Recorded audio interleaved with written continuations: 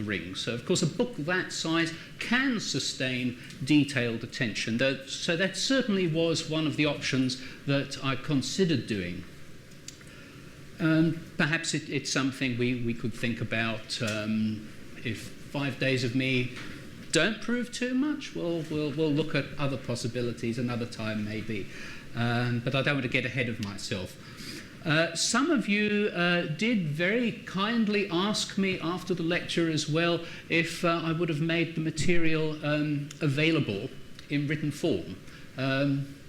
Well, my approach to lecturing is very different from writing up a conference paper, which one simply reads. All right? I'm working with all sorts of bits and pieces scribbled on the back of old envelopes and what have you. So it's very difficult to turn those into a readable manuscript that would make as much sense as the oral presentation. So my apologies for not fulfilling my promise to do that. I understand that these lectures are going to be recorded and made available as podcasts. So you will have renewable access to them in that form, I understand. All right.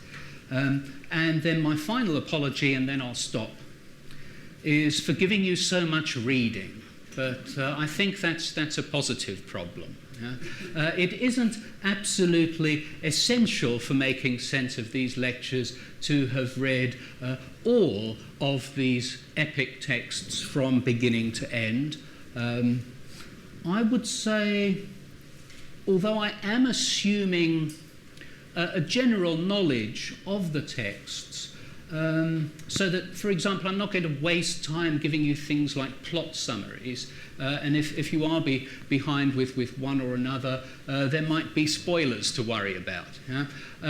But I don't think that's a problem with this kind of literature, which is not plot-driven in the way that a detective story is, for example.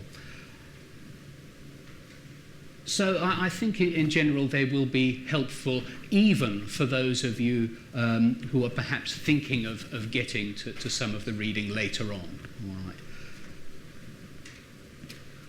The substantial ground that we have to cover in terms of texts, whether you've read them all or not, means that this whole week that we're together, not just today's lecture, is in a sense introductory. It's an overview or prospectus of this field of literature. All right? Any one of these four authors we could look at in much greater detail. But what I wanted to do with this course was rather offer you a tantalizing glimpse into these worlds that one can then go on to explore at an increasing number of length of lifetimes. I was thinking of that wonderful speech of Merlin's in The Sword in the Stone, where the wart is upset and he asks him for advice, and he tells him to learn. Because that's what you need to do. That's the only cure for life's ills, is to learn. And then he goes and enumerates the number of lifetimes it would take to learn all the things that there are to learn. So those are wise words worth remembering at a time like this. We're just glimpsing the hinterland of these enormous novels. All right. The other thing that I want to do is convey some sense of why it is that I teach these four writers together. The clue here is in the title. Modern British Fantasy, 1916 to 77. All right. First, I'm specifying modern fantasy because, in general, the fantastic mode is perhaps the most ancient literary mode there is. It certainly far predates realism, which is a newfangled thing of the 18th century, right? Whereas the fantastic draws its roots all the way from ancient myth. It takes us back to the dawn of storytelling, in a sense. So our focus is a narrower one, modern fantasy. Texts that epitomise this resurgence of fantasy fiction in the mid-20th century. Right. Perhaps the most notable feature most of them have at first glance is what we could call neo-medievalism. Right? This return to settings, to characters, manners, modes of thought, styles that are redolent of the European Middle Ages, or at least of some broadly pre-industrial era. And the effects that has are to form a contrast with the modern present, usually a preferable one, produces a sense of anachronism, and because it's usually preferable, with the possible exception of Mervyn Peake, it leads to a kind of nostalgic vision of the past, a sense of the past as idealised in some ways. So modern fantasy, that's quite straightforward. The second qualifier, British, is less self-explanatory than it might seem at first, because the historical antecedents of fantasy, I think, have resulted in it having a kind of built-in Britishness. So much so that today, even an American fantasist like George R.R. Martin, if he's televised, the actors have to be taught to use British accents, even if they wouldn't normally, with sometimes quite dubious results. Right. But there's an understanding here that for it to feel authentic, it must sound a little bit like Shakespeare. Yeah. And of course, this is most striking of all, perhaps, in adaptations of Tolkien, though even those are modernised when one compares the original text. It's very tiny details. I remember in the films, Boromir says, "What is this new devilry?" Whereas in the book, Tolkien has used the older syntax, "What new devilry is this?" You know, there's that archaic inflection that he prefers. Right. But again, that's not really what I'm talking about. Our focus is a narrower one. All the texts we're reading here largely reflect British interests, culture and traditions, and were in any case written in Britain by authors who identify as British, even though none of them were actually born there.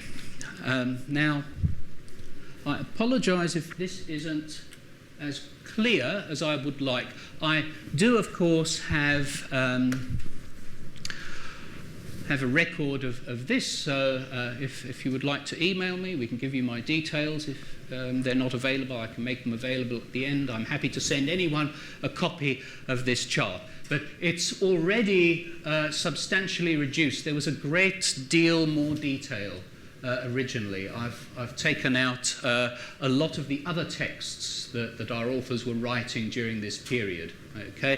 For example, I've included just 3 of the 7 Chronicles of Narnia that C.S. Lewis wrote between 1950 and 56 at the rate of 1 a year, because I've only included other texts that appeared in the same year as one of those on our official reading list. Otherwise, it grew to twice this length and size. It was totally unmanageable.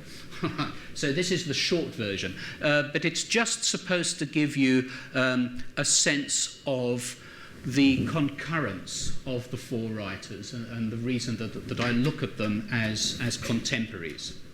All right. And there I've noted at the top that they were all born in far-flung corners of what was then the empire, or not. Tolkien was born slightly before the Boer War, so in fact the Free State was an independent republic when he was born there. Sadly, Tolkien's connection with South Africa isn't as pronounced as many people like to think. There's a local legend that he was inspired by the Shire-like scenery of Hogsback, not far from where I live outside Grahamstown. But this is, I'm sad to say, purely a popular fiction. He no more knew Hogsback than he did New Zealand, but it doesn't mean that it doesn't evoke the world of Middle-earth that he invented. Right. So Tolkien born in Bloemfontein, Lewis in Belfast at a time when all of Ireland, not only the north, was still part of the United Kingdom. And T.H. White, born in Mumbai, then Bombay, under the British Raj at the time, of course, and Mervyn Peake, interestingly, in the Lushan province of China, where his parents were missionaries. So it's just an odd coincidence that none of the four born on the island of Britain itself, though they spent most of their working lives. Tolkien and Lewis, of course, both based for large parts of their career at Oxford. At various periods of his life, Mervyn Peake lived on the Channel Island of Sark, and T.H. White retired to another Channel island, Alderney. All sorts of odd little coincidences. One of the ones that fascinates me the most is that President Kennedy was a great fan of the musical Camelot, which was sort of politically inspiring. And that was based on The Once and Future King, which had come out just a few years before. So it's a sign of its popularity that it took only a couple of years to make it from publication to Broadway musical. Right. The other Kennedy connection here is that the assassination took place less than an hour after the death of C.S. Lewis. So that although Lewis was a major figure, his death went largely unnoticed for a long period of time because, of course, everybody was much more interested in the Kennedy assassination. All these tiny little details that you can't necessarily do anything with, but there they sit, winking at you. All right. But the main purpose of this is to illustrate, you can't really see it that well, but I've highlighted the date when this period of writing begins, 1916. Tolkien dismissed the misconception that got about that he actually started writing the notebooks towards what would become his legendarium in the trenches. He said that anyone who had any experience of the trenches knew that you couldn't write anything under those conditions. But he contracted trench fever and he was sent home to recover. And it was while he was recovering in hospital back in Britain that he started writing these old lays and legends that would become his personal mythology and later underpin the major works that he's best known for. Lewis, slightly younger than Tolkien, volunteered in the last year of the war. He was wounded. Both of them veterans of one or another battle of the Somme. T.H. White, conversely, very much a pacifist and a conscientious objector. Of course, still a boy at the time in India. But he moved to Ireland and wrote most of The Once and Future King in Ireland because he was deliberately avoiding any possibility of being called up. And Mervyn Peake was young enough to be conscripted in the Second War, but he in fact worked for a time as a war artist and was even an eyewitness at the liberation of Belsen, which, as you can imagine, deeply scarred him. So all of these writers, in their various ways, traumatized by the experience of the two great wars. And one can clearly feel the imprint of that experience in all of their works, which is why I think this gives the lie to the charge that fantasy is simply escapist literature or suitable only for child readers and so on. If one takes these works seriously, one finds a great deal of darkness and trauma situated in the narrative itself. All right. I could spend an undue amount of time going over details that possibly aren't as legible as I'd like them to be. So I've made my main point that the four writers we look at, although independent of one another, Tolkien and Lewis were friends and associates to a degree, but they were very much going their own ways. White and Peake completely independent. Nonetheless, they're all producing masterworks of fantasy concurrently with one another. It's very interesting. The Lord of the Rings was, of course, originally a sequel to The Hobbit, but took almost 2 decades to complete because, as Tolkien admitted, it got out of hand. It was supposed to be The Hobbit 2, but there was just more and more stuff kept leaking into it. And Lewis, who was enormously prolific by contrast, as I said, he brought out one Chronicle of Narnia after another, one a year. They were opposites in this respect. Lewis kept saying, "Get a move on, Tolkien. When are you going to finish the new Hobbit?" Right? And in fact, it only came out when the Chronicles were almost complete. So they worked at very different paces. But in fact, the composition of Lord of the Rings is going on throughout this period until its publication in the aftermath of the war. All right. Meanwhile, Peake's Gormenghast novels are starting to emerge. Fascinating proximity is that both Out of the Silent Planet, the first of Lewis's ransom novels, and The Sword in the Stone, the first part of what becomes The Once and Future King, both appear in 1938 and both the year after the first publication of The Hobbit. So that's a particularly striking detail of how these major projects are beginning. And there's this close overlap. Right.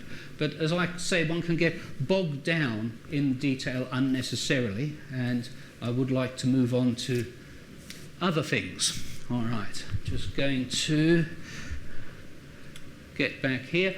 I don't overdo visuals. It's far too distracting for me. So what I've got is a nice point of reference, and I've got one with a few suitable illustrations for each of the themed lectures going forward. So that's largely for reasons of ambience. Okay. Yes. Oh, well, they are in the order listed. We have Tolkien smoking, Lewis about to burst into lecture mode, T.H. White actually lecturing in Boston, I think, towards the end of his life, and Mervyn Peake in his artillery private's uniform. All right, good. I hope that's clear enough. I kind of moved this offset so you would have a more or less unobstructed view. Okay. A further advantage I find of looking at Tolkien's contemporaries in concurrence with Tolkien himself, rather than his many later imitators, is that they are, of course, refreshingly free of his influence. Whereas subsequent generations of fantasy writers have felt themselves inescapably in Tolkien's shadow. And one can find in George Martin, for instance, a figure who is very obviously trying to redefine himself as an original fantasist against the Tolkienian template. The fellow fantasists of his own generation, on the other hand, had no need to do this. Right? They seem the more original to us as a result, because their own experiments in mythopoeic fiction exist in relative independence of his. In fact, in total independence, except for Lewis. As I said, they knew each other. But the influence even there is very slight. And when it does appear, it is acknowledged openly. There are references in parts of the Ransom novels, for example, where Lewis refers to Numenor, which is part of Tolkien's personal mythology. And on at least one of those occasions, I think there's a note, or it's in a preface, or an afterword, or somewhere. He says, readers who want to learn more about Numenor must wait for Professor Tolkien's forthcoming work. So it's another way of saying, get a move on, Tolkien. But they are, as a rule, very much independent of one another, and all very much doing their own thing.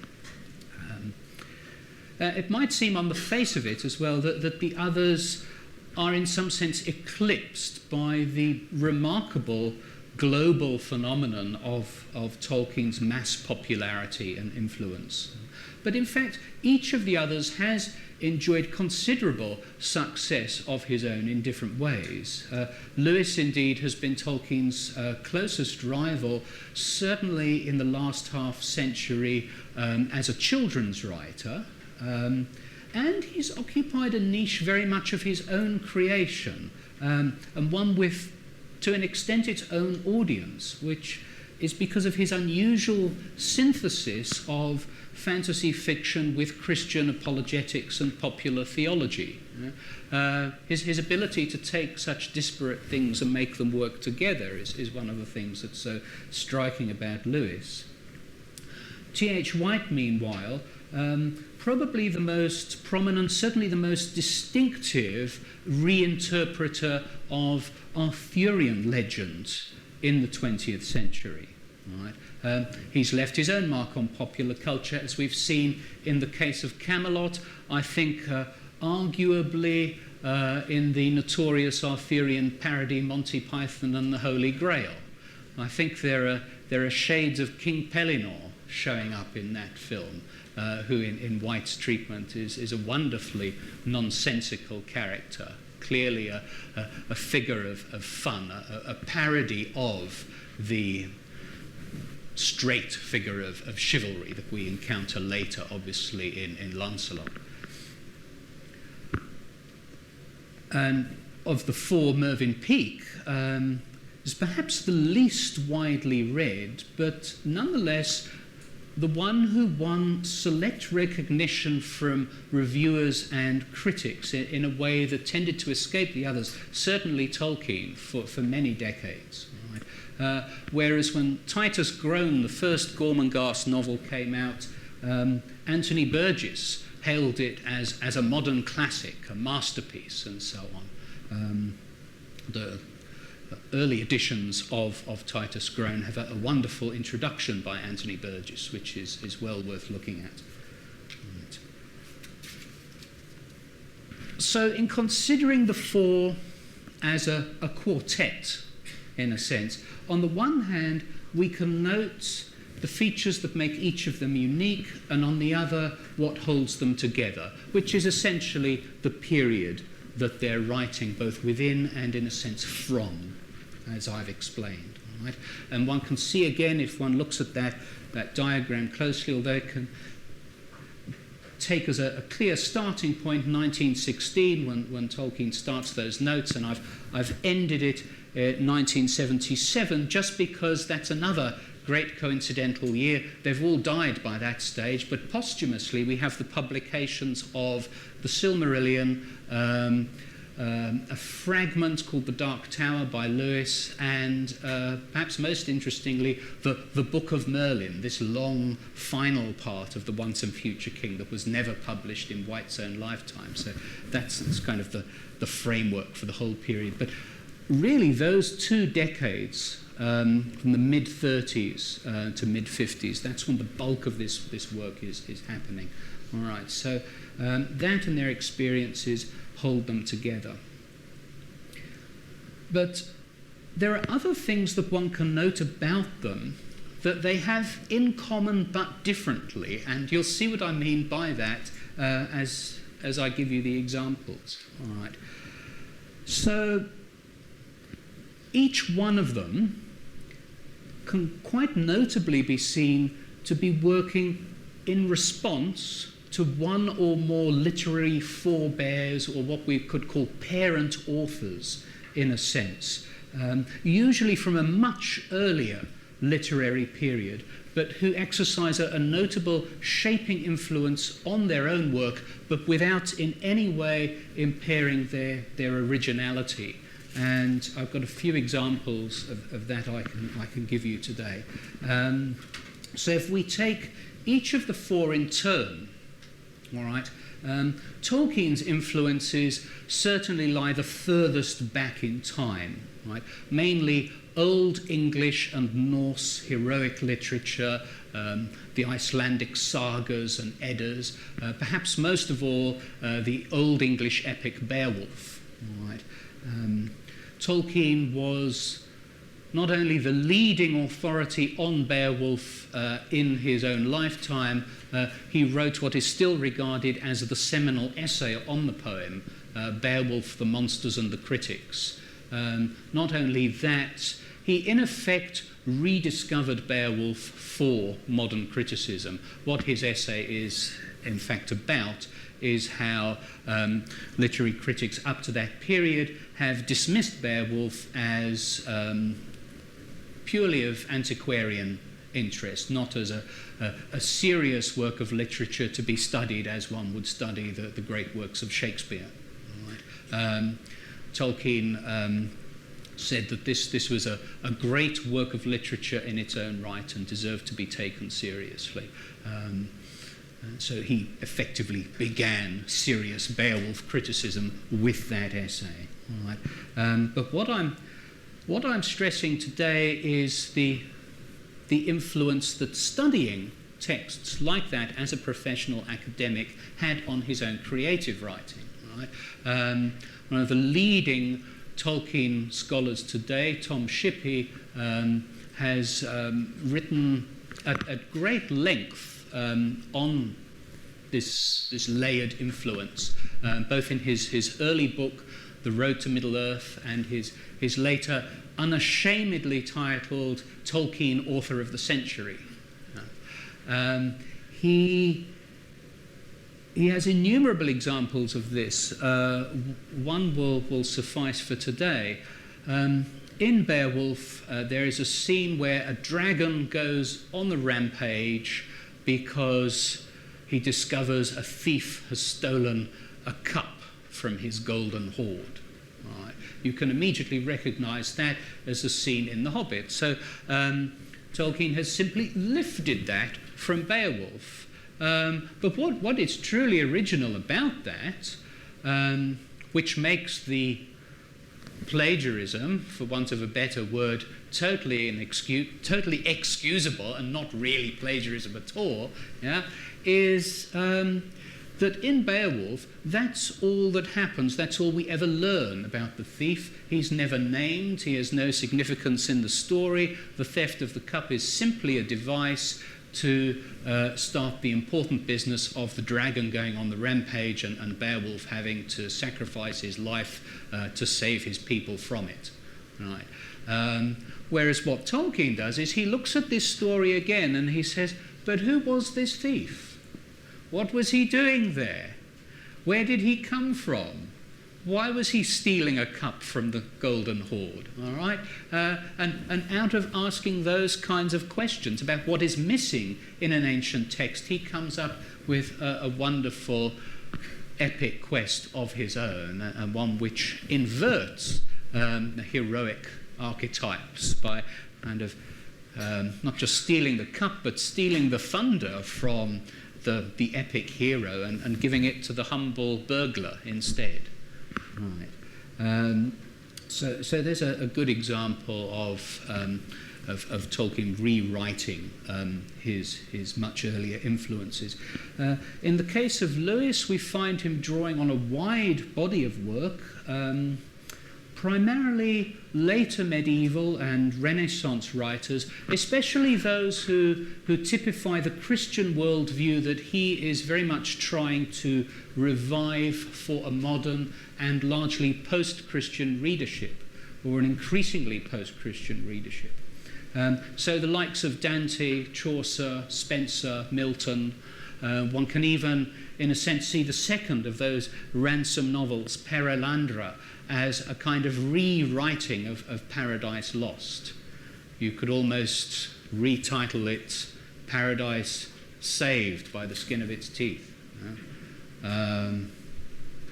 Perelandra is more euphonious. So, I'm thinking of examples in that novel even where you find Lewis, through Ransom, acknowledging that influence. But quite ironically, he says Milton was wrong about certain things. When Ransom meets the unman, for example, who it's more or less clear is the devil or a devil or possessed by said devil, there's quite an extended passage where Ransom, being a Cambridge professor himself, reflects on how inaccurate Milton was in presenting the devil in Paradise Lost as a noble, tragic figure, when the reality is so much uglier. So there one finds these earlier sources being worked into these texts and criticised there from within them. All right. The case of T.H. White is an easy one. He is quite obviously and overtly referencing his predecessors in the Arthurian tradition, and especially Sir Thomas Malory, whose Morte d'Arthur, the Once and Future King, is essentially a rewriting of, but as a modern novel, rather than late medieval epic, and with a very different style and temper and great originality in the telling, of course, if not the story itself. And of course, at the end of the Candle in the Wind, the final part in the original publication, he brings Malory himself into the story as young Tom of Warwick, the boy that King Arthur tells to run from the field of his last battle so that he will survive to carry the story forward for later generations. So there's a kind of homage to Malory in White's own story. All right.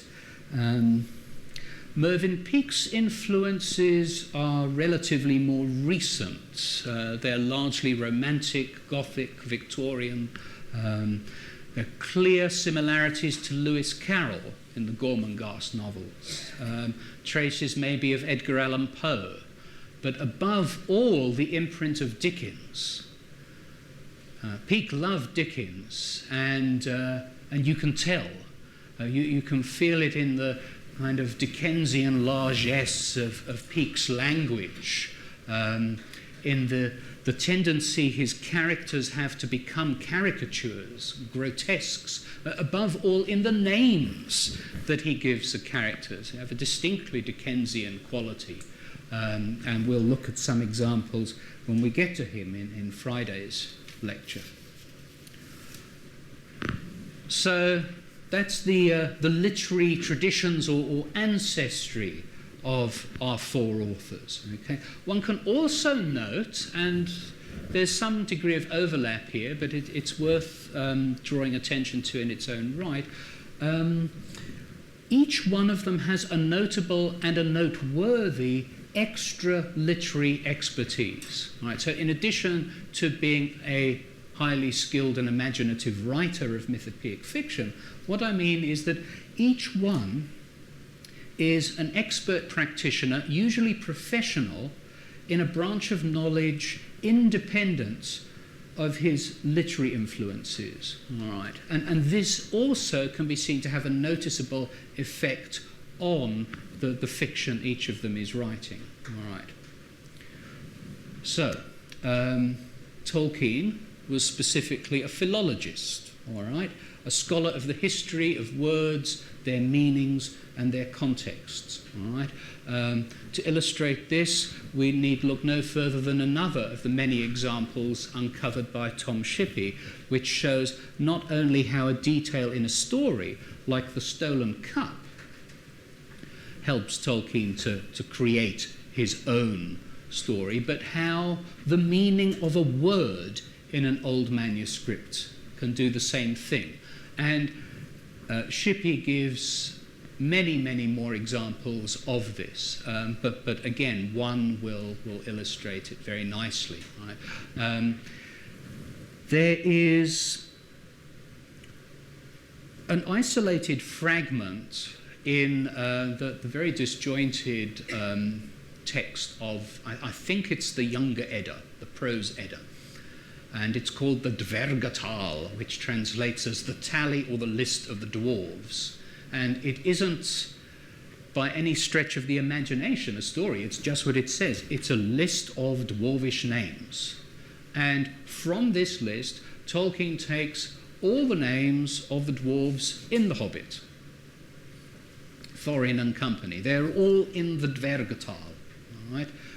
Along with Thorin as a separate name, there is Eikenshialdi, which he translates into modern English as Oakenshield, and then gives it to Thorin as well as his nickname, and then invents a story about how he came to earn that nickname.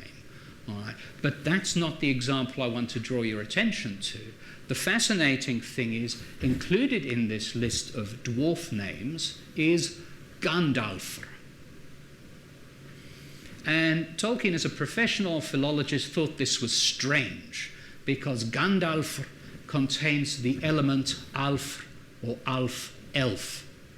And in all of these Nordic mythologies, an elf is a being quite distinct from a dwarf.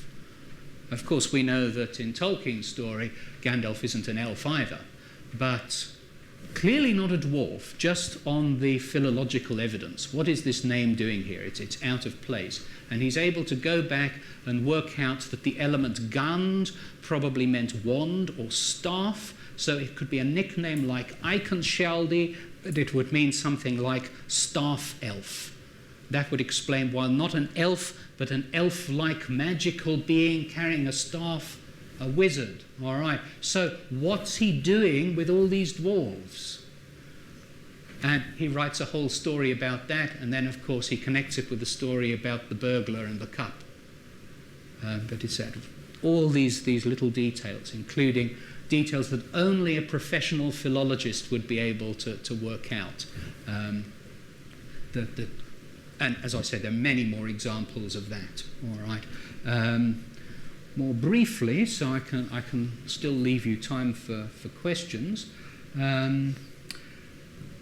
In Lewis's case, he's drawing on a very wide knowledge of interconnected medieval disciplines of divinity, philosophy, cosmology, all branches of the same science back in the day, before science as we now know it.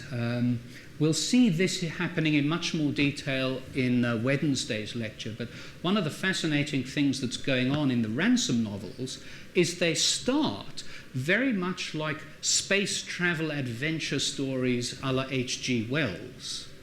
But the kind of space that is discovered is very different to anything normally found in science fiction. It turns out to be the heavens of medieval and Renaissance astrology, complete with archangelic intelligences governing the heavenly bodies. So we are taken from a 20th century scientific worldview and turned inside out and replaced by one discarded since the 16th century. Right? So Lewis also drawing on professional expertise over and above his natural gift for storytelling. In the case of T.H. White, he's not, like Tolkien and Lewis, a professional medievalist, but certainly a very gifted amateur one. He got a first-class degree of Cambridge, unsurprisingly took his final exam on Mallory. And as you can tell from the pages of The Once and Future King, very well informed about all sorts of details of medieval life. It's full of stuff about how castles were built and how much armour weighed and what people ate and the clothes they wore. Also a fascination with natural history. The Sword in the Stone alone is full of different kinds of animals, birds especially, and where these two things come together in the practices of hunting and hawking, a special fascination with those. And to the extent of the terminology that is used, you know, the correct term for the droppings of the beast pursued and so on, right? But White didn't simply love this stuff in theory. He was a practicing falconer for much of his life as well. So he knew at first hand what he was writing about there. And lastly, in the case of Mervyn Peake, he was in his lifetime probably more successful as an illustrator than as a writer. In addition to his own books, he illustrated successful editions of both of the Alice books, Treasure Island, some notable examples. Right? But more than just that, one can sense the influence of a painter's eye in the language that Peake uses. There is a preponderance of visual effect over story much of the time. The story will often come to a standstill completely so that some aspect of this ruinous castle can be explored as if he's painting in words. A strong emphasis on the visual, on perspective, light, shade, colour. It's quite notable. And then finally and very briefly, each of the four can, I think, be seen to have a highly distinctive literary personality. Impertinently, almost a sense of oddity. British eccentricity, perhaps. In Tolkien's case, it's this donnishness, yes? This sort of air of professorial authority. All of his many imitators can get the dragons right and the magic spells and the quest narrative and all of that, but none of them have anything to compare with the appendices, where he actually gives you the runic alphabets that are used in the inscription on the ring, for example. And you can go back and work out what each sound represented by each letter in the ring inscription is, and it checks out. Not in English, of course, in the black speech of Mordor, and then you have to translate it. It's very detailed. Or the prologue concerning hobbits and other matters, or the way Gandalf says, hobbits are an obscure branch of knowledge, as if he's a professor himself. With Lewis, you have what I think is perhaps a distinctively Irish ability to make wonderful leaps of logic that nobody else would. To take just the most famous example, what other writer would think of taking a children's story about a faraway magic land and talking animals and turning it into an account of the passion and resurrection of Christ? Yeah? It takes an unusual kind of mind to do that kind of thing. And we'll see what he's doing in the Ransom novels is similar. With White, it's this wonderfully quirky narrator who is completely intrusive. This authorial voice who keeps stopping the story to tell you how things were different then. So it's very overt about the fact that it's written in the 20th century. It's breaking the fourth wall. The technical term is romantic irony. Right? He's not pretending that he isn't writing a story for a minute. All right. To the extent, I think, in the book of Merlin, Merlin says to Arthur, we're going to confuse the readers in a minute. And Arthur not unnaturally says, what readers? The readers of the book. What book? The book we're in. We're in a book? I think we'd better change the subject. So it's decidedly odd. There you can see evidence of possible influence on the Monty Python team. There's just off-the-wall humour.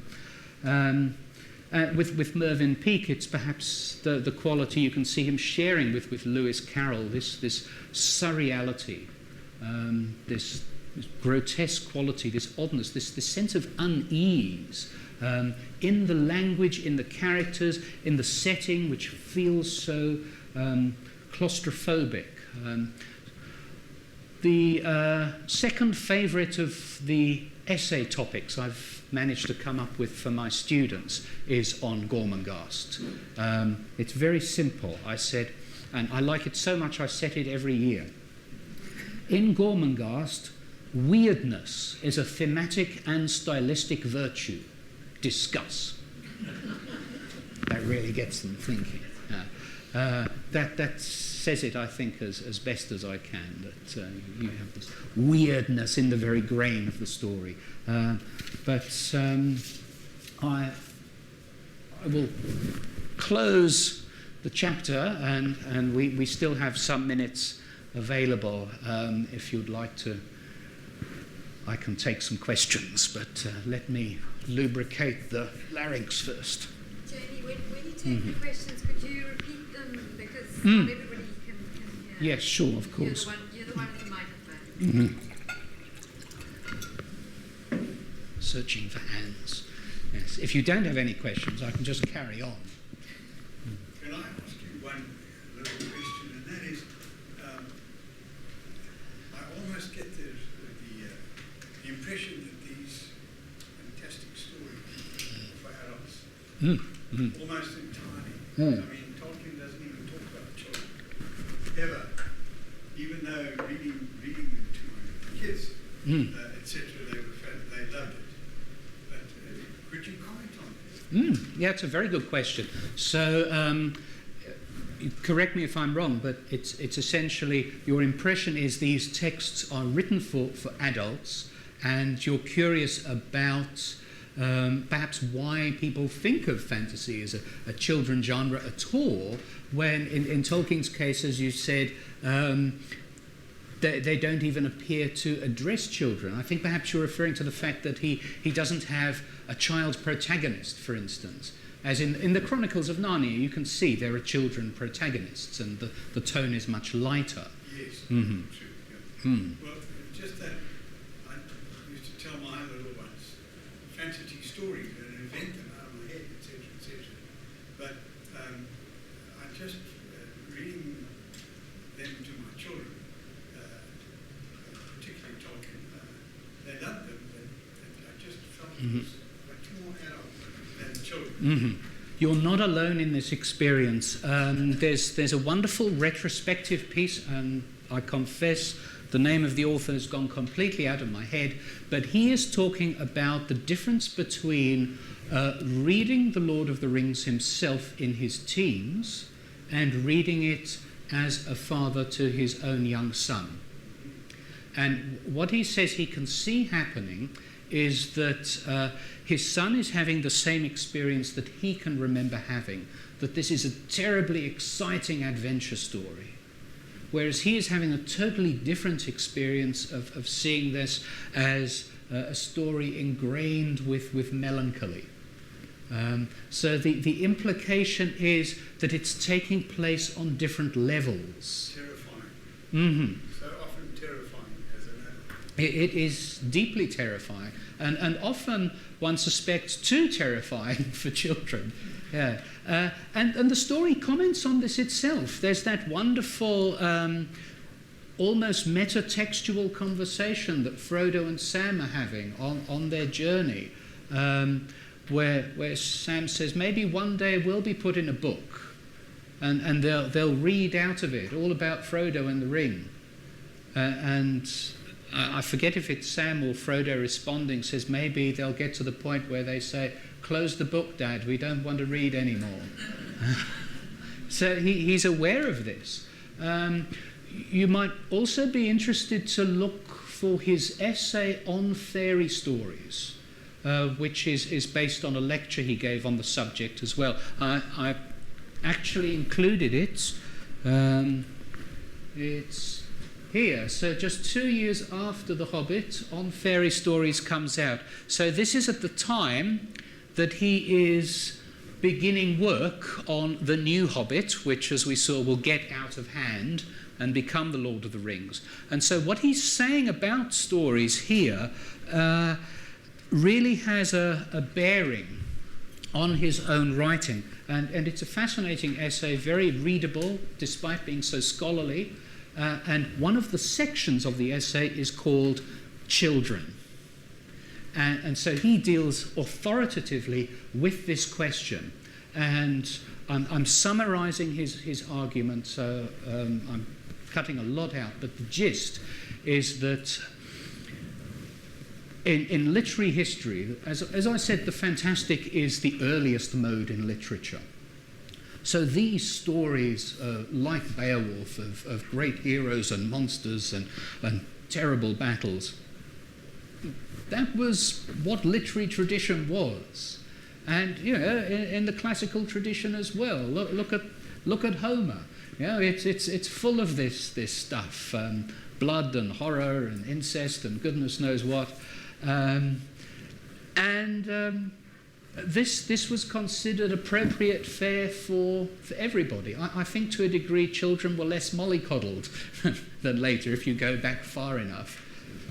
I'm not sure. What about modern films that are just Skopskit and Donna, you know? Maybe it's the whole wheel turning full circle again. But what he goes on to say is where this shift happens is with the Victorians. And you can tell Tolkien is quite fed up with the Victorians. He goes further back. He blames Shakespeare for starting it in A Midsummer Night's Dream, you know, turning elves into little fairies who live in buttercups and so on. And this becomes very fashionable for the Victorians to have little fairy books of fairy stories.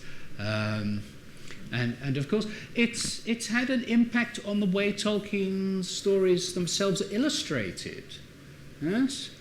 Why is it that in every illustration that you will see and any film adaptation that elves must have long pointy ears? Yes? It's because this is a tradition of illustration from the Victorian period, if no sooner, that any creatures of the fairy type must be marked in some way or other. So whether they're tiny and live in buttercups or whether they're tall and stately like Tolkien's elves, it's just part of the popular imagination that this happens. But in fact, there is no reference anywhere in Tolkien's writing to elves having pointed ears. And in fact, there's indirect evidence that suggests they shouldn't, because he says their appearance is entirely like that of our own human race, except that they are preternaturally beautiful to look at. But there's no other distinguishing marker. So unless you think that pointed ears are a necessary mark of preternatural beauty, it doesn't follow.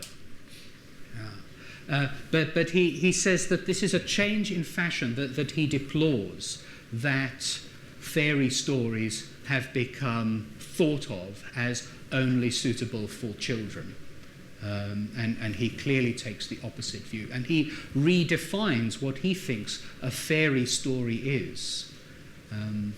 So that is something perhaps we'll have some opportunity to look at more deeply tomorrow as well, when I focus on Tolkien's work in particular and look at his relation of reality and fare. Have you any thoughts on why they all wrote fantasy? I mean, were they trying to access some archetypal, mythological stories which had a sort of a moral, if you like, or some thing to say about the human condition? Was that part of it? Good question. So, in a nutshell, why were they writing fantasy? I think what you suggest is obviously true, that there is an interest in the archetypal, in mythopoeia, in getting down into the kind of the roots of the psyche, the realm of dream and symbol. Writing in this mode enables you to do things that writing realistic fiction cannot do, or certainly cannot do so well, or at least in the same ways. There may be other reasons as well. I wouldn't claim to have a good answer to that myself, but I know that Tom Shippey does in the case of Tolkien. Well, in fact, he does apply this to modern fantasists in general, but he has a different answer.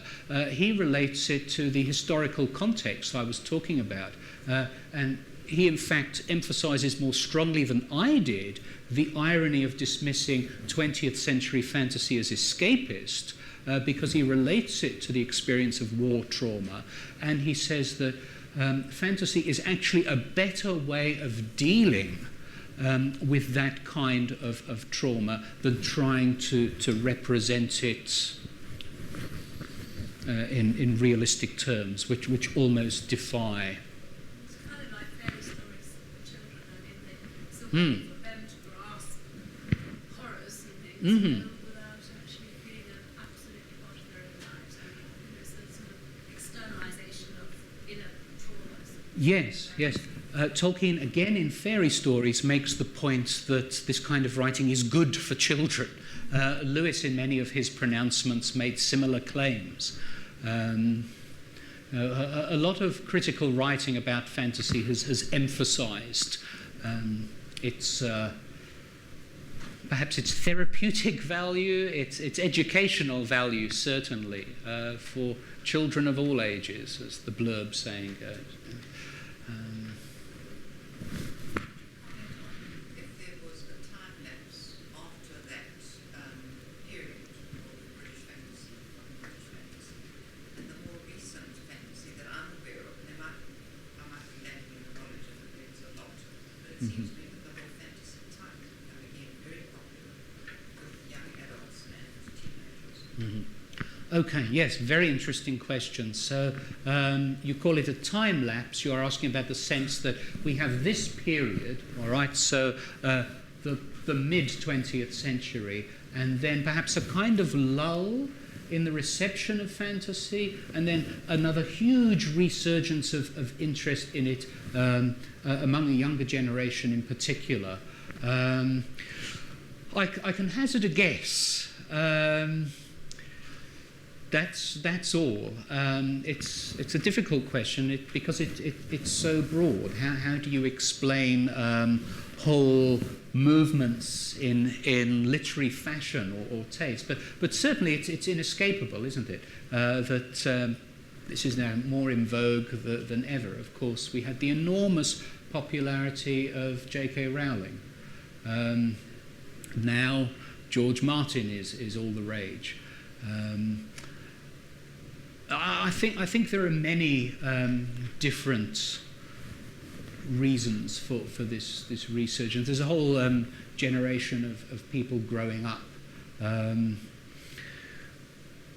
who love comic books and now taking them more seriously and making them into very dramatic films. Perhaps it's related to the sense of a historical pendulum, you know, that you can see this. You go back to the Romantics, for example, are reacting against the Enlightenment, all right? The Enlightenment, in turn, was reacting against what it saw as the excesses of the Baroque and so on. You have a kind of generational conflict going on. But again, I feel I'm in danger of waffling here because all I can do is sort of tentatively gesture towards some sort of shift in the consciousness of everybody. I mean, how they're very impactful. And this period of British fantasy is very impactful. I certainly also not sure who's involved with it.